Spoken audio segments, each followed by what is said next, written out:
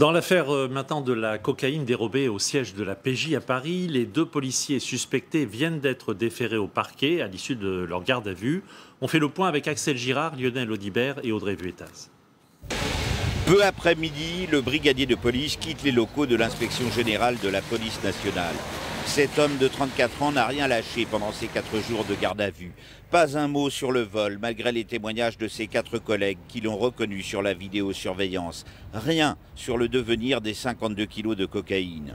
Le brigadier, auteur présumé de ce vol sans précédent au 36 quai des Orfèvres, n'a pas été plus bavard sur son train de vie et sur les 20 000 € en espèces saisis par les enquêteurs. Un de ses collègues a été déféré au parquet en même temps que lui.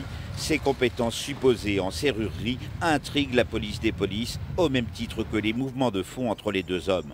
Il était assez choqué d'être en garde à vue, c'est quelque chose d'assez effrayant, mais là il est très serein en fait, il est apaisé, il était un peu en état de choc quand il a été placé en garde à vue, mais là ça se passe beaucoup mieux en fait. C'est un policier intègre, qui est sérieux, qui aime son métier et donc forcément c'est quelque chose d'assez déstabilisant en fait.